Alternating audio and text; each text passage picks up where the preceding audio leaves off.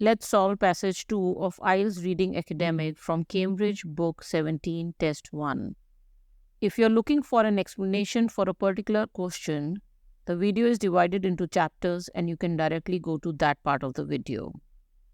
The first thing I do when working on an IELTS reading is read the heading of the passage.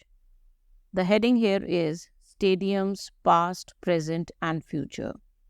The next thing I do is look at the question types and decide which one to do first. This passage has 3 question types: which section contains the information, summary completion, and multiple choice questions. I've decided to do summary completion questions first because they are usually the easiest of these 3 question types. I've already posted a video that discusses details of different question types of IELTS reading and their features. The link is in the description below. The questions of summary completion are usually in the same order as the information in the passage. Also, they come from one part of the text. That is, we expect all the answers to be within 2 to 3 paragraphs. Also, we find the exact word in the passage that needs to be put in the blanks. Before reading any of the questions, the first thing I do is try to find out the paragraph or paragraphs where the answers can be. If there is a heading above the summary completion questions, it can sometimes help locate the answers. In this case, the heading is Roman amphitheaters. Also, capitalized words and numbers in the questions help. In this case, there are many capitalized words in the questions: Roman, Europe, Arles, Verona, and Lucca. Keeping all these in mind, I start scanning the passage for the location of these questions. Roman empires are mentioned in section A of the passage, but the word amphitheater is mentioned for the first time in section B. This star or asterisk next to the word amphitheater means that an explanation of this word would be given at the bottom of the page. And it also means that this is the first time that this word is mentioned in the passage. After the word amphitheater in section B, I can see Arles and Verona also. So I'm sure now that the answers to question 18 onwards will start from section B. Let's now read the 18th question. I'm skipping the first sentence of the questions because there is no blank in it. I'll read it only if I need it to understand the question or to find the answer. The 18th question is, the amphitheater of Arles, for example, was converted first into a blank, then into a residential area. The first keyword is Arles. Because it's capitalized, it will be easy to locate in the passage. Other keywords are amphitheater, converted first, and residential. I need to find out what Arles Amphitheater was before it became a residential area. Arles is mentioned in the first sentence of section B. Let's start reading. On your screen, you'll see certain parts of the paragraph in bold. Reading quickly when you are scanning a text to locate some information involves 2 things. First, read the sentence in chunks. That is 4 to 5 words together which make a meaningful phrase. And second, focus on the phrases which are relevant to the question. So the parts which are not in bold are additional details which are not relevant to the question. I start reading now. The amphitheater of Arles, example, versatile, became a fortress and then transformed into a village containing houses. The residential area which is mentioned after the blank in the question is the village containing houses in the passage. Before this, that is before becoming a residential area or before becoming a village containing houses, the amphitheater became a fortress or was converted into a fortress. The answer to the 18th question is fortress. A major confusion here could be that although became can be a synonym of the word converted, transformed is a more obvious synonym of the word converted. Also, the question doesn't mention village at all. There is a general word area used in the question. So you could get confused and think the answer is village because the passage says transformed into a village. But we can be sure that village is not the answer because in the question it says converted first into a blank, then a residential area. Residential refers to houses. In the passage, there is no mention of houses or residential area in this paragraph except for where village is mentioned. Also, what could be slightly confusing is that the word IELTS is mentioned in the first sentence and the answer is in the second sentence. However, no other amphitheater is mentioned in the second sentence. So it should be clear that the second sentence is also about IELTS.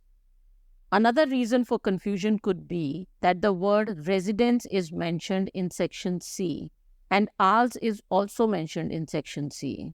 I have discussed this when looking for the answer to the 21st question. Moving on to the 19th question. The same sentence has both the 18th and 19th questions. IELTS was converted first into a fortress, then into a residential area, and finally into an arena where spectators could watch blank. So what we need to find out is, what did IELTS finally become? Keywords, arena, spectators, and finally. The sentence in the passage is, it was converted back into an arena for the staging of bullfights, thereby returning the structure to its original use as a venue for public spectacles. The word arena is there in the passage. Spectators are the viewers or the audience. There is no corresponding word for spectators in the passage. There is the word spectacles, which means performances. We need to find out what performances there were. There were bullfights. So IELTS was finally converted into an arena where spectators or audience or people could watch bullfights. While looking for both the 18th and the 19th questions, we came across a lot of extra information in the passage. By extra information, I mean information that is not required when looking for the answers. You can see the parts of the passage which are relevant to the answer in bold. Another confusing thing is what I mentioned after the 18th question also. There is no mention of the word village or any obvious synonym of village in the question. It is just referred to as a residential area in the question. Here are the meanings of a few other words that could help with this question. Next, the 20th question. Meanwhile, the arena in Verona, one of the oldest amphitheaters, is famous today as a venue where blank is performed. The main location keyword is Verona because it is capitalized. This is where we had found the 18th and 19th answers. At the very beginning of the next paragraph, which is also in section B, is the word Verona. Now that we have the tentative location of the answer, let's understand the question. Notice that the sentence with the 18th and 19th questions is in the past tense. The sentence we are working on now, the 20th question, is in the present tense. The word today is also mentioned in the question. So we need to find out what is performed in Verona now. The question mentions that Verona is one of the oldest amphitheaters. But what we need to find out is what it is famous for today. In the passage, it is written, the imposing arena, Verona, built 60 years ago, 40 years before Colosseum. The first sentence is just details of when it was built, not what it is used for. Let's continue reading. It is currently considered one of the world's prime sites for opera, thanks to its outstanding acoustics. The word currently means today. It is currently considered one of the prime sites for opera, or it is famous today as a venue where opera is performed. Prime means main, site means place. Opera is a musical play performed on stage. The phrase thanks to, it means because of. Acoustics are the sound quality. Outstanding means excellent or very good. Outstanding acoustics means very good sound quality. The singular plural could be a little confusing too. The word venue is used in the question and sites is used in the passage. The reason is that the phrase one of the is used in the passage, which is followed by a plural, but is used for referring to a single thing. The 21st question now.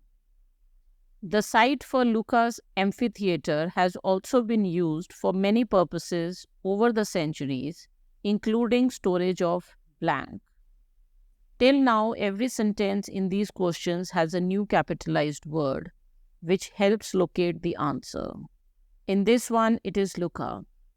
In the passage, the answer to the 20th question was found at the end of section B. Lucca is mentioned for the first time in the first sentence of section C. Over the centuries means over the past hundreds of years. The word including means the same as, such as, or for example. What the question is saying is that Lucca's amphitheater was used for many things or purposes in the past, and one of these many things or purposes is storage of something. We have to find out what this something is. In the passage, it is written, the arena, Lucca, another example of an amphitheater, the site filled with buildings from the Middle Ages until the 19th century. This conveys the same thing as over the centuries. Variously used: houses, a salt depot, a prison, market square. Depot means a place for storage or a warehouse or a godown. A salt depot means the purpose of this place was storage of salt. The answer to the 21st question is salt. What could be confusing is that the sentence from which the answer comes does not mention Lucca, it mentions IELTS. But the sentence starts with the site. So it is referring to the site or place mentioned in the previous sentence, that is Lucca. The only reason IELTS is mentioned here is to compare how Lucca developed and changed to how IELTS developed. The phrase in a similar way to IELTS compares development, changes, and evolution of Lucca to that of IELTS. If I cross this part out and try to understand the sentence, it still works. The site evolved and was progressively filled with buildings. Another confusing thing could be the usage of the word embedded later in the paragraph. Embedded could be mistaken as a synonym for storage. But embedded has a different meaning. This is discussed while looking for the answer to the next question. Moving on to the 22nd question now. It is now a market square with blank and homes incorporated into the remains of the Roman amphitheater. It is referring to the Lucca amphitheater from the previous sentence of the question. This sentence is in the present tense. The word square here means an open, usually four-sided area surrounded by buildings in a village, town, or city. An example is the famous Times Square in New York. A market square is a square where there is a market. A public square is a square or an open public area where people gather. Market square and public square are often used synonymously. They refer to the same thing in this passage. What I understand from the question is that there are two things in the market square. One is homes. I have to find out what the other thing is. This is where we had found the answer to the 21st question. The 21st question was about what Lucca amphitheater was used for in the past.